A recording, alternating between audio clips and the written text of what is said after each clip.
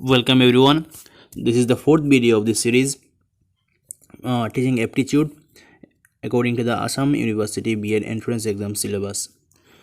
Our today's topic is on evaluation. So we'll discuss 3 points on the topic of evaluation. First one is, what is evaluation? What does evaluation mean? Then, why to evaluate? Why do we need to evaluate students' performances? And then, how it is done? What are the processes that are available to evaluate students? So, what is evaluation? Evaluation is systematic determination of merit, worth, and significance of something or someone using criteria against a set of standard. So, evaluation is done after we teach something to test whether the student has learned those which have been taught to him. So evaluation has a certain standard. A set standard is there, based on which, on the basis of which evaluation is actually carried out. And the aim of evaluation is to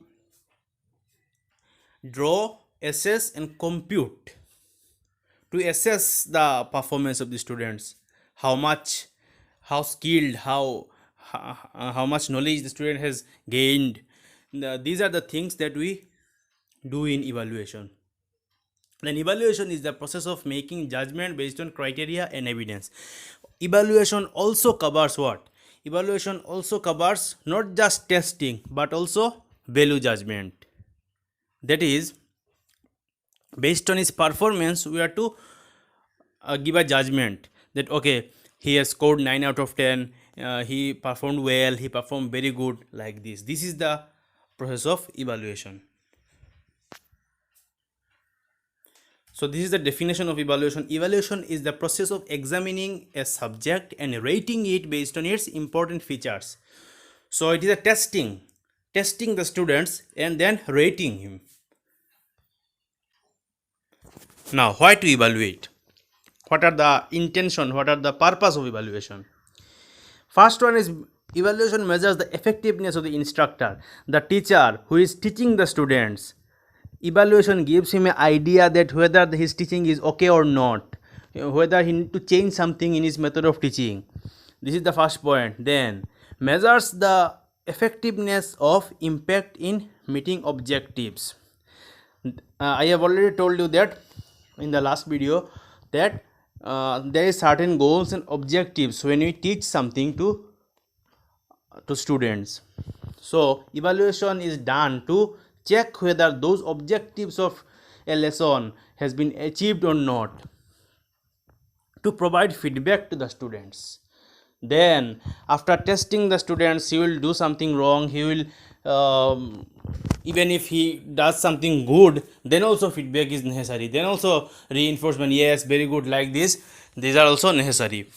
And if he does something wrong, then corrective feedback is necessary. Provide students gratification and motivation. After evaluation, if he goes on learning something and does not test him, there is no process of assessing how much he has learned, then he will not get any motivation to learn further. Now, types of evaluation. Types of evaluation are actually classified on two ways. First one is quality of evaluation. Evaluation can be quantitative and qualitative. I have already discussed with you about the meaning of qualitative and quantitative in the previous classes. Qualitative means to evaluate the student and give judgment, and not in a numerical sense. You will not award any marks to the student. In words, you will give judgment to the students. And quantitative means numerically expressing the result. For example, someone has got 80 out of 100. This is a numerical evaluation. Then time of evaluation: formative, summative, pre-post evaluation. Now let us see for what are formative and summative evaluation.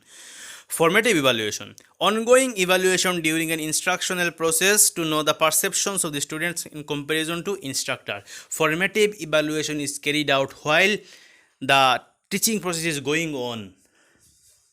It is a running evaluation. You ask questions to students when you teach to the students. This is a formative evaluation. And summative evaluation conducted at the end of the course. After the teaching process gets completed, then you evaluate the student. That is called summative evaluation. Purpose to form a judgment about, and its purpose is to give a judgment on what?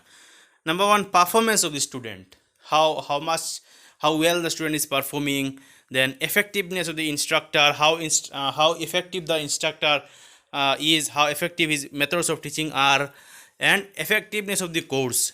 To summative evaluation also gives us an idea that the curriculum that has been designed for that particular group of students is okay or not, is up to the mark or not. Regularly scheduled at the end of academic terms. It is scheduled like unit test you give, like a half yearly exam, annual exam. So after the academic year, after the academic session is completed, then summative evaluation is taken. Pre and post evaluation. So while teaching, first, before starting a new lesson, you ask questions to students. That is pre-assessment. You want to know the background, how what is the pre-knowledge of that particular topic. You need to know. That is called pre-evaluation. And evaluate in the end to assess outcome. And at the end, what you evaluate is called post-evaluation. To assess the degree of achievement of objectives through pre-post evaluation. We also call this entering behavior and terminal behavior. So this was all about today. If you have liked the video, then subscribe to the channel to get the regular updates on this. Thank you everyone.